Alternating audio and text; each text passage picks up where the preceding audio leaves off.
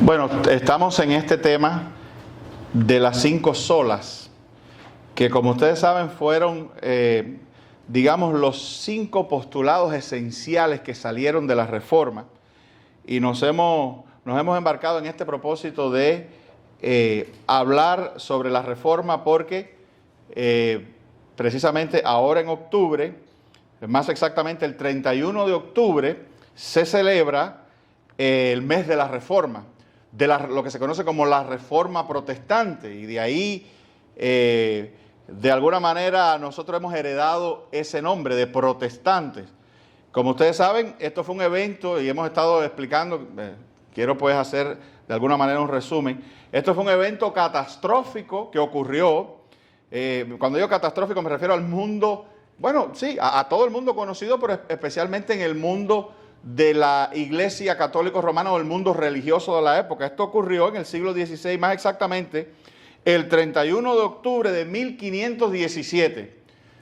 El 31 de octubre de 1517, cuando este monje agustino llamado Martín Lutero, ya no, ¿cómo se llama? Le colmaron la paciencia los desmanes de la Iglesia Católica, principalmente la indulgencia, de eso hablamos, de las indulgencias, y él clavó en la puerta de su iglesia, de su catedral en Wittenberg, Alemania, clavó 95 protestas y 95, digamos, acusaciones también, se puede llamar así, contra la Iglesia Católica, defendiendo, obviamente, a partir de la Escritura, lo que él consideraba que eran cosas mal hechas por la Iglesia Católica.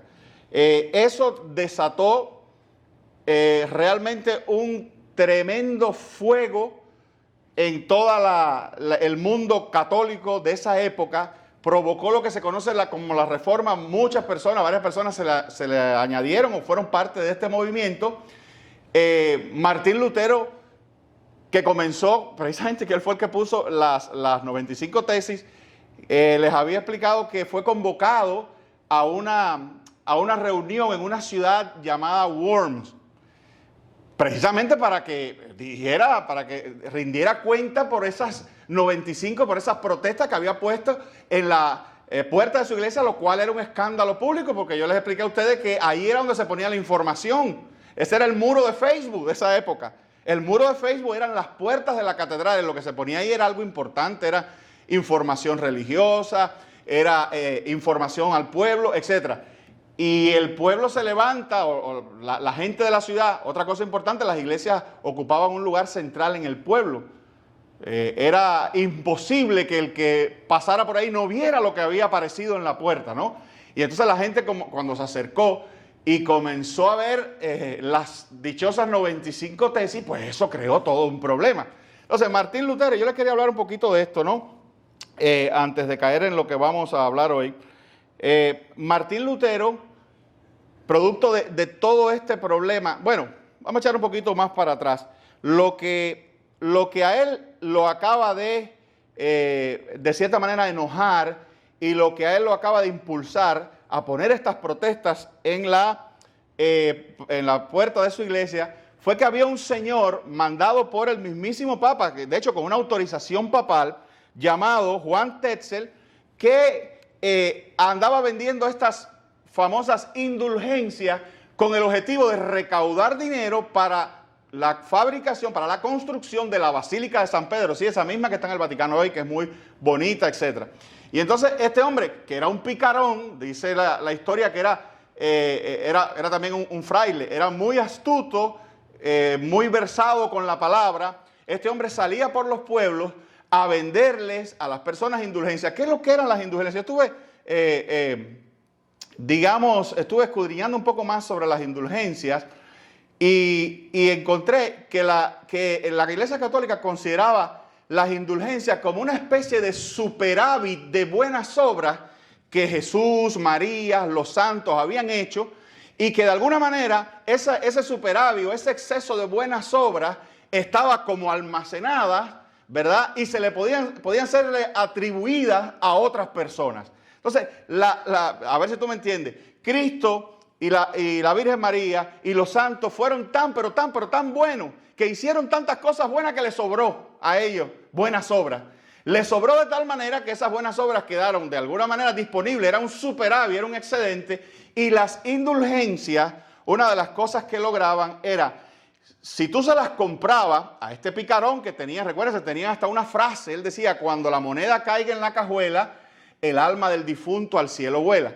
Cuando tú comprabas esa indulgencia, el Papa, firmada por el Papa decía que parte de ese crédito, de ese superávit de buenas obras, de los santos, de Cristo y de María, se te podían ser atribuidas a ti y a los difuntos también. ¿Ok? A la gente que murió y que familiares tuyos, imagínense, hermanos, cómo esto de alguna manera jugaba con los sentimientos de la gente, ¿verdad?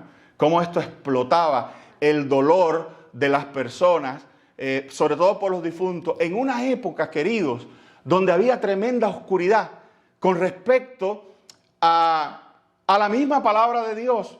Yo te he explicado, independientemente de que estamos hablando de épocas donde no había mucho alfabetismo, ¿verdad? No había mucho nivel académico, no había mucha educación. Y para colmo, para remate de todo esto, la Biblia era posesión exclusiva, nada más, de los sacerdotes de algunos monasterios y de algunas universidades. Y la única Biblia que existía, la única traducción que existía era una traducción en latín. Amén. Entonces, miren el panorama. Analfabetismo. Biblias en latín que no, imagínate, no puedes leer en tu lengua, mucho menos en latín. Y para colmo, las misas o las homilías que se efectuaban se daban en latín también. Amén. Entonces había una tremenda oscuridad. Y este señor, Juan Tetzel, se aprovechaba de todo eso. Viene un fraile diciendo, te vendo algo que está firmado por el Papa, que si tú me lo compras, tu familiar querido, tu hijo, tu padre, alguien que se murió y que quizás tú sin información religiosa ninguna no sabes en dónde está, no sabes su paradero. Y tienes el miedo, porque eso sí, con eso sí jugaban mucho, con el miedo. Y uno de los peores miedos que se les puede infundir a una persona es el miedo a Dios, el miedo religioso, el miedo al destino final. Entonces venía este hombre y te decía, si tú me compras, si tú me pagas, si tú me das tanta cantidad de dinero, yo te vendo una indulgencia, te vendo básicamente un diploma, un documento que dice que tu familiar querido, tu hijo o alguien que tú amabas, o incluso tú, si no estás seguro, porque obviamente y no tienes una Biblia para ir a ver, para ir a consultar estas cosas, pues esa persona apreciada por ti, si tú me compras la indulgencia, va a recibir franca entrada al reino de los cielos. Eso colmó la paciencia de un hombre como Lutero. Amén. Y te dice, bueno, pastor, pero tú me vas a hablar de las 5 solas. Bueno, en esas 95 tesis venían las 2 primeras solas. No así, déjame explicarte un poco de las solas. No fue que Martín Lutero y los reformadores se sentaron y dijeron, vamos a hacer 5 solas. Sola escritura, solo a Cristo, mira qué bien, esto está bien sintético, está catchy, como se dice, está interesante. No, el compendio de las 5 solas fue algo que se fue conformando con el tiempo. De hecho, Lutero, en las tesis de Lutero venían ya la génesis de las 2 primeras, después otro reformador suizo llamado Zwinglio trajo las otras 2 y Calvino creo que trajo las últimas 3. Y con el tiempo, porque te dije, la reforma empieza en 1517, pero no terminó ahí.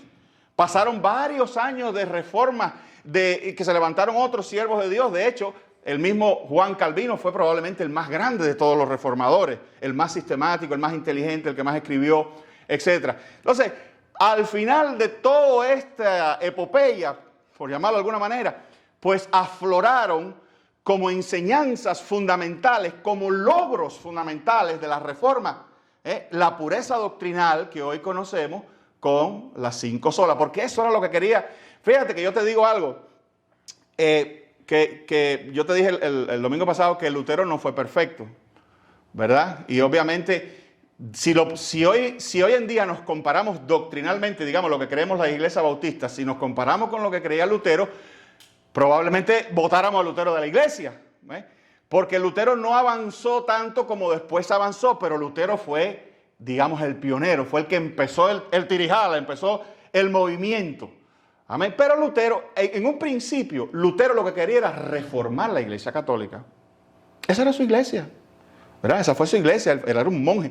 Él ahí batalló con... Lo que pasa es que él comenzó a ver la corrupción. Él hizo un viaje, te lo mencioné así muy someramente, él hizo un viaje a Roma, que fue el principio de todas esas cosas, y en Roma pudo ver la gente que él admiraba. Él pensaba que Roma era, imagínate, él era prácticamente un campesino de Alemania.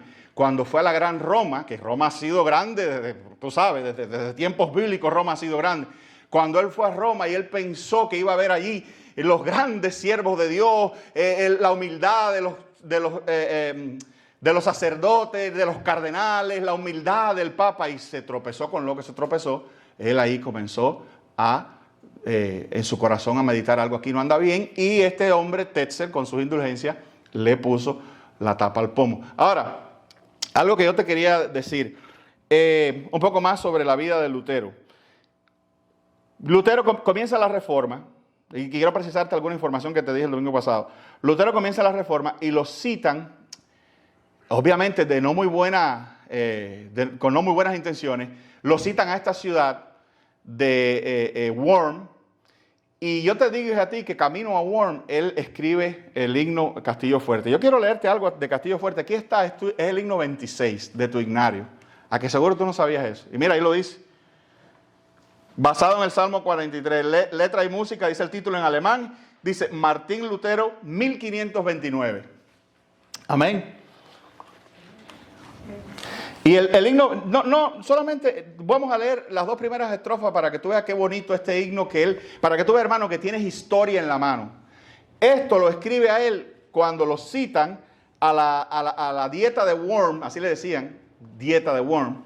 Cuando lo citan ahí, sus amigos le dicen: no vaya, que esto es una trampa, esto es una encerrona, te van a matar, te van a acusar de hereje y ahí mismo te van a sentenciar.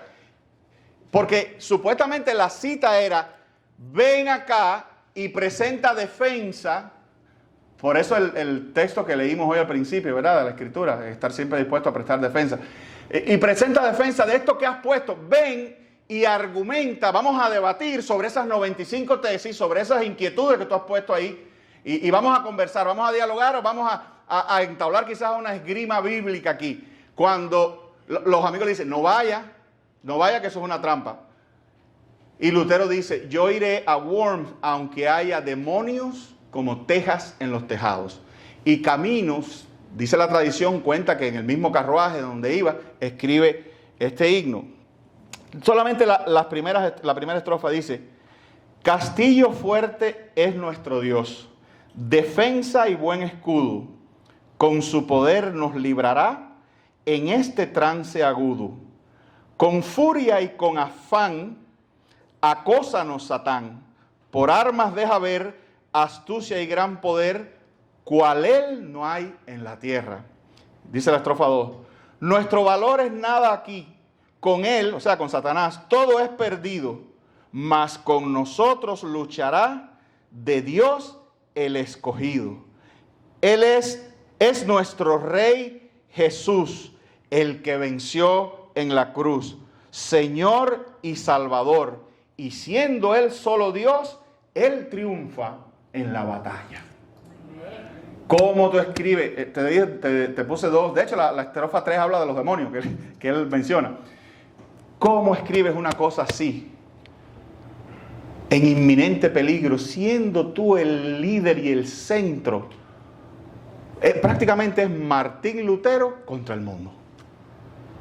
No fue John Knox otro gran reformador, porque John Knox fue otro gran reformador que se levantó en Escocia.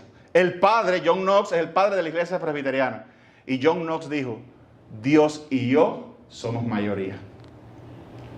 Dios y yo somos mayoría. ¿Cómo tú escribes algo así? Yo cuando leo esto Bueno, por eso Juan Hus le dijo el cisne de Dios. 100 años antes Juan Hus le dijo: ustedes me van a quemar hoy, pero en 100 años se va a levantar un cisne que no podrán destruir. Y este fue el cisne de Dios. Y cuando él llegó a la dieta de Worms, pensando que iban a discutir, no, él todavía en buena onda, no, vengo aquí a defender y a mostrarle por las escrituras cómo que lo que ustedes estaban haciendo está mal. Bueno, ahí lo estaba esperando nada más y nada menos que todos los eruditos católicos de la época, pero también lo estaba esperando el emperador del Sacro Imperio Romano, Germánico, no sé qué cosa, Carlos V. El mismísimo emperador estaba ahí. Y cuando Martín Lutero llegó, lo único que encontró fue que lo pusieron en el medio de toda la sesión con una mesa con sus escritos todos delante. Y le preguntaron si esos escritos eran de él, fue lo único que le preguntaron, si eso era él, de su autoría, y si él se retractaba de ellos. Solamente le hicieron 2 preguntas. Cuenta la historia que él se asusta ahí un poquito. Y le dice, él dice que sí, que los escritos sí son de él, pero que él necesita un día para responder. Y le conceden el día, y ahí él se fue acobardado, pero él se fue a orar, a buscar de Dios, y salió fortalecido. Y al otro día cuando regresa ya era otra persona. Y le dijo, delante de todos ahí, él expresa una frase que ha quedado en la historia que yo no te puedo decir exactamente lo que dice, pero fue algo así como que sí, que esos eran sus escritos, pero que él no se iba a retractar de ellos porque su conciencia era esclava de la escritura, e ir contra la conciencia no era bueno ni sabio, y por lo tanto él no podía hacer otra cosa. Su conciencia era cautiva de la escritura. Y cuentan, bueno, ahí se formó, ya ustedes saben, y él se fue de ahí, lo que se formó fue tremendo, que dicen que Carlos V dijo que cualquiera que matare a Martín Lutero iba a ser bendecido por Dios. Entonces ya ustedes saben, ahí el príncipe, creo que el príncipe elector de Sajonia, no recuerdo cuál es el nombre, ya estaba adelantado a todo esto, manda una partida de su gente, lo secuestran, lo sacan de ahí y se lo llevan para un castillo por allá en otra ciudad, y ahí lo protegen, y ahí se pasa él un buen tiempo, y ahí es donde él traduce, porque acuérdate, en esta época se juntan todas estas cosas que hace Dios. Por eso yo digo que cuando Dios, hermano, a veces nosotros oramos y vemos algo difícil, ¿verdad? Difícil. La misma libertad de nuestros países, Cuba, Nicaragua, Venezuela, ay, qué difícil, ¿quién va a poder contra eso? Mire, hermano, cuando Dios determina una cosa, todo se junta y los castillos más fuertes se desmerengan. Porque yo te dije a ti que se junta Martín Lutero, que era un tipo corajudo, que se levanta, pero se junta también que contemporáneo a todo esto se inventa la imprenta. John Gutenberg inventa por primera, olvídate que no había, olvídate de periódico, esas cosas no existían, ¿verdad? Todo era, mira, a manopla, no existía imprenta ninguna. Y John Gutenberg inventa la imprenta, ¿y qué es lo que hace eso? Que eso fue combustible a toda la reforma. ¿Por qué? Porque todas las publicaciones de Lutero y de la gente como él comenzó a dispersarse por todo el reino y por todas las naciones. Y en los idiomas vernáculos, que fue el otro gran logro de Lutero. Lutero se mete en este castillo donde lo tienen allí a modo de protección y traduce al alemán la escritura. De hecho, se la presenta al mismísimo príncipe, al elector de Sajonia, le presenta ya la Biblia. El hombre se quedó fascinado.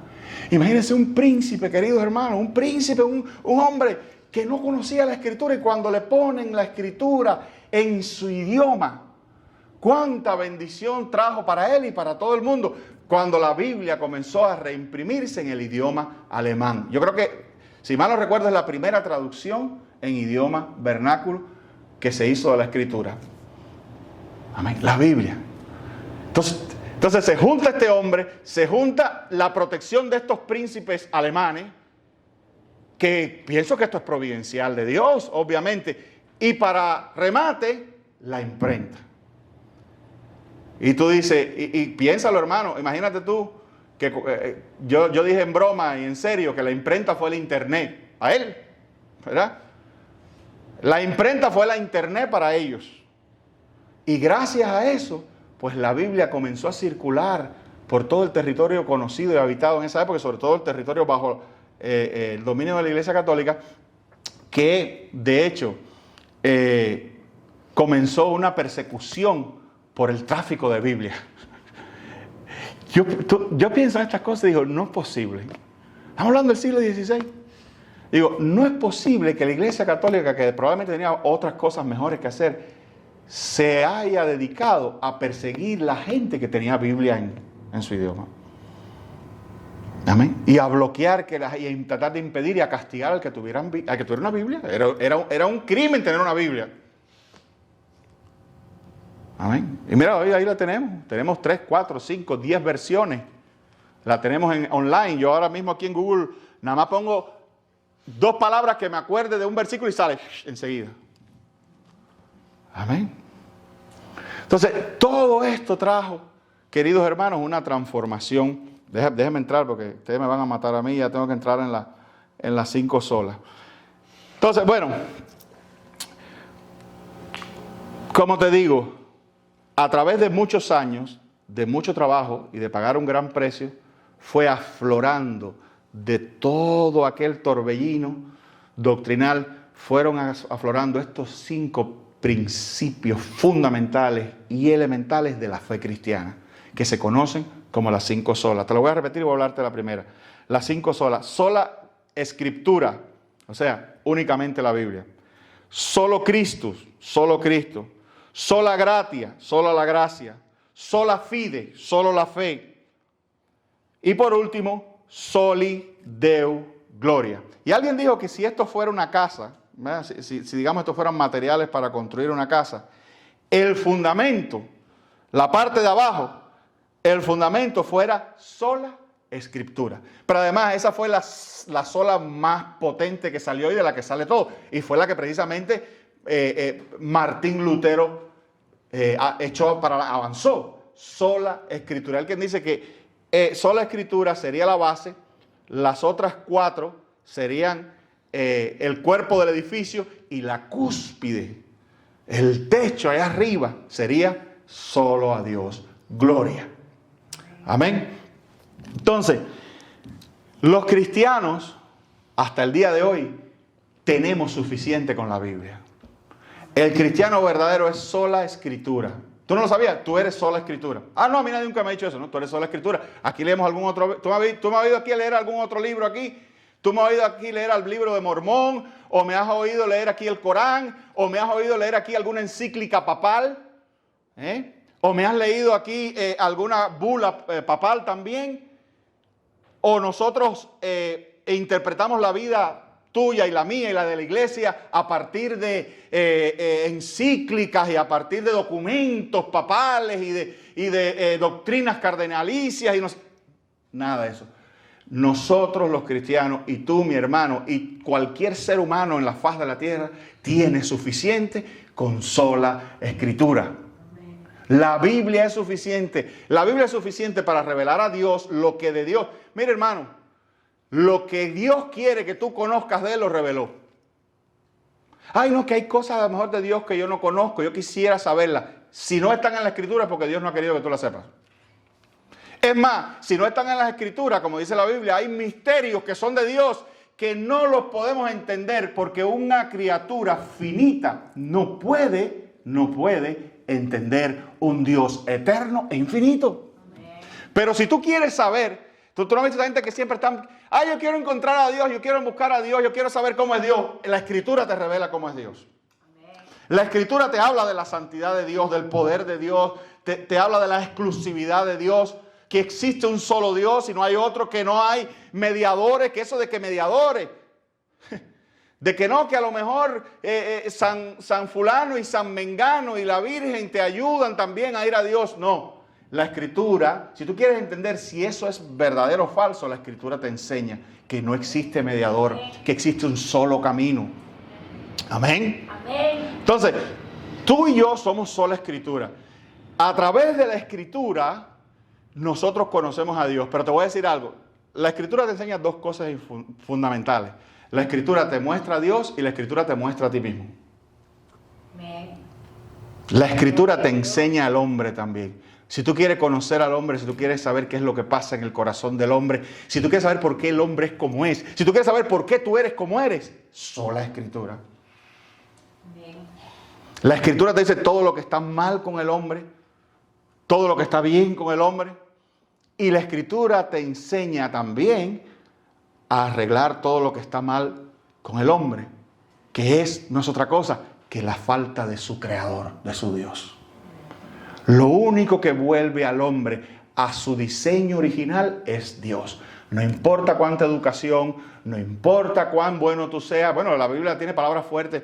Hay gente que dice, no, pero yo no voy a ir al cielo porque es que yo hago buenas obras y yo nunca le he negado un plato de comida a la gente. ¿Tú has visto eso? Hay gente que con un plato de comida van a ser salvos. Salvación por plato de comida. El mundo está lleno de vías de salvación. Hay salvación por educación, ¿tú sabes? Claro que sí. Tú no has oído gente que te dice, no, lo que le hace falta a la humanidad y a los países es educación. Si hubiera educación, si todo el mundo fuera universitario, la humanidad fuera una panacea. Pero entonces tú ves que los grandes asesinos y criminales de la historia, muchos han sido universitarios. Eso se llama salvación por educación. Hay otro tipo de salvación, salvación por ciencia. Hay quien dice, si los seres humanos se desarrollaran y dominaran robots y AI y curáramos el cáncer y curáramos esto y curáramos lo otro, ya, esa era la panacea. Pero lo que no hemos podido curar todavía es la muerte.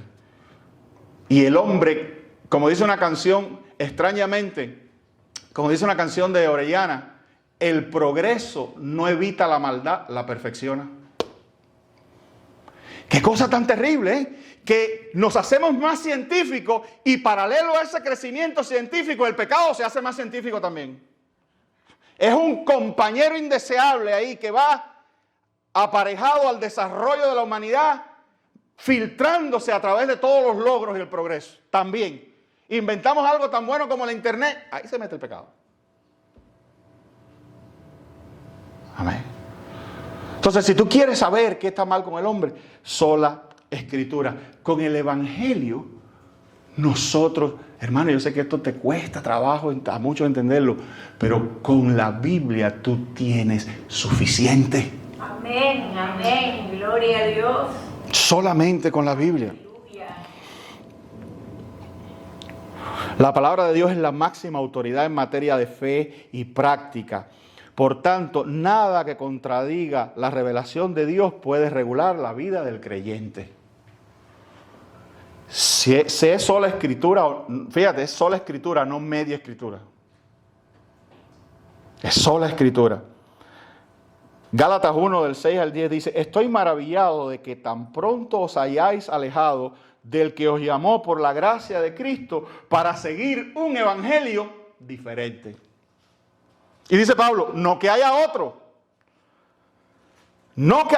sino que hay algunos que os perturban y quieren pervertir el evangelio de Cristo. Mas si aún nosotros o un ángel del cielo os anunciara otro evangelio, ¿sabes que está hablando de las Escrituras? Diferente del que os hemos anunciado, sea anatema. Sea anatema quiere decir, sea maldito el que venga a traer algo contra el evangelio, contra nuestra Escritura. Amén. Como antes os hemos dicho, también ahora lo repito, si alguno os predica diferente evangelio del que hemos recibido, sea anatema. 2 veces lo dice. Pues busco ahora el favor de los hombres o el de Dios. O trato de agradar a los hombres. Pues si todavía agradara a los hombres, no sería siervo de Cristo. Amén. ¿Tú crees que no hubo alguien que se le acercó a Martín Lutero y le dijo, un cubano seguro se le acercó a Martín Lutero y le dijo, chicos, no te metan en eso. Déjale eso a otra gente. No te metan en eso. Por cierto, otra precisión que quería dar, Martín Lutero se casa, una de las cosas a las que él renuncia es a los hábitos, y se casa, así mismo se llamaba Catalina Bombora, pero era una monja, también reformada. Ese detalle se me olvidó dárselo, esa gran mujer de Martín Lutero. Bien, miren lo que dice también, este es importantísimo. Segunda de Corintios 3 del 15, perdón, segunda de Timoteo 3 del 15 al 16, segunda de Timoteo 3 del 15 al 16. Dice que desde la niñez has sabido las sagradas escrituras, las cuales te pueden hacer sabio para la salvación por la fe que es en Cristo Jesús. Y entonces dice Pablo esta frase que sola escritura. Seguro que Martín Lutero bebió mucho de este texto. Toda la escritura es inspirada por Dios y útil para enseñar, para redarguir, para corregir, para instruir en justicia, a fin de ¿qué cosa? De que el hombre de Dios esté enteramente preparado para todo. Completo. Amén. Amén. Toda la escritura es inspirada por Dios. ¿De quién tú quieres aprender? ¿De Dios o de un hombre falible? Ahora te digo una cosa importante. No es quizás el énfasis más importante, pero es importante. Ya tenemos la Biblia en español, ¿verdad? Gracias a Casidoro de Reina y Cipriano de Valera. Esa es otra historia tremenda, la historia de Casidoro de Reina. Ese también lo persiguieron y se pasó 12 años corriendo por el mundo entero porque traía la traducción en español de la Biblia y lo andaban buscando para mira. Y de hecho él no pudo terminar. Cipriano de Valera le termina, le da los toques finales a su traducción en español de la Biblia. Por eso la Biblia que tú tienes se llama Reina Valera. Por Casidoro de Reina y Cipriano de Valera. Pero Casidoro de Reina tuvo 12 años huyendo con los manuscritos traducidos en español de la Biblia, pero no la podía predicar porque era persecución de un lado para otro, o ir de aquí para allá, ir de allá. Y finalmente no pudo terminar su trabajo porque murió. Y entonces Cipriano de Valera se metió 20 años en terminar la traducción en español de la Biblia, esa que tú tienes ahí en la mano. Amén. Y dice, se nos abre esta verdad, que eso que tú tienes en la mano es inspirado por Dios. Y la frase que dice ahí es respirada por Dios. Es como si Dios mismo hubiera respirado vida, o como si el Señor... Bueno, es la ilustración de cuando el Señor sopló vida en el hombre, ¿verdad? Es la misma idea. Dios sopló en los hombres, en los escritores, el contenido bíblico. Se lo inspiró, se lo puso directamente desde Dios a los hombres, a su pluma. Amén. Amén. Entonces, toda la escritura es inspirada por Dios y es útil para todas estas categorías que ahí expresan. Pero sobre todo, ¿para quién es útil más que nada? Para el hombre de Dios. Y lo prepara para toda buena obra. Y la gente dice, bueno, ¿qué querrá decir? Buena obra quiere decir que la escritura me va a preparar para yo salir a darle platos de comida a la gente. Una buena obra es tú trabajar en tu crecimiento espiritual. Es una buena obra. Una buena obra es cuando la escritura te dice, oye, tienes que orar más. No así, pero tú sabes, ¿no? Cuando la escritura te dice, hay una liviandad moral en ti que no proviene de Dios, que es santo. Hay un entendimiento, una aproximación al sexo que no es de Dios. Hay un entendimiento, una aproximación al matrimonio que no es de Dios. Hay un entendimiento y una aproximación a los géneros que no es de Dios. Para eso es útil la escritura, más que nada para edificarte a ti, para edificar tu vida espiritual. Amén. Y por último, Juan 5:39 dice, escudriñad las escrituras, porque a vosotros parece que en ellas tenéis la vida eterna, y ellas son las que dan testimonio de mí. Amén. ¿Cuál es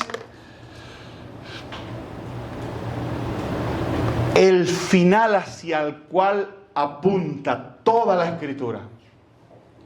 Jesús. Jesús está en toda la escritura. Está en Génesis, está en Éxodo, está en Deuteronomio, está hasta en Ruth. Amén. Jesús está en toda la escritura. Entonces no se puede tener la Biblia, no se puede ser sola escritura y no ser más como Jesús. Y no ver la inspiración que de ella emana para ser como Jesús. Amén. Amén. Toda la escritura te inspira, impulsa a encontrar a Jesús ahí. Amén. Amén. Gloria a Dios. Por eso Cristo le dice, estudiad la Escritura porque ustedes piensan que ahí están las cosas pertenecientes a la vida eterna. Bien, pero ellas son las que hablan de mí. Amén. Entonces, sola Escritura significa también, y después verás cómo es la base de todo y se va a ir como la limonada, se va a ir conectando con todo, ¿verdad? Se va a ir conectando con todo. ¿Qué es ser sola Escritura? Sola Escritura es obviamente ser solo Cristo.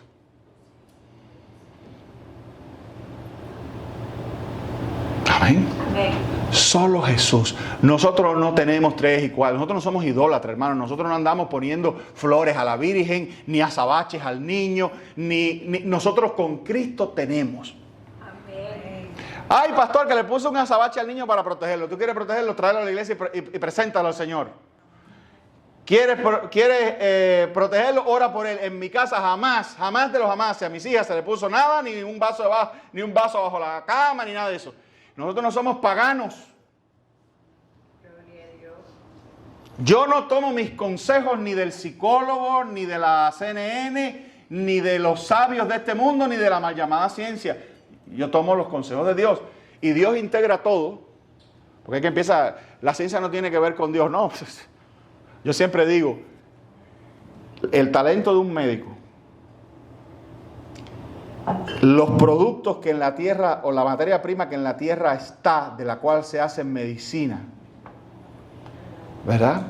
Y se hacen los instrumentos para la medicina, todo eso viene de Dios. Yo le doy gracias a Dios por eso. ¿Ven? Porque si Dios no pone en la tierra la materia prima, Fleming nunca hubiera dado con la penicilina. Amén. Y ese cerebro de Fleming se lo dio Dios. Amén. Te voy a decir algo.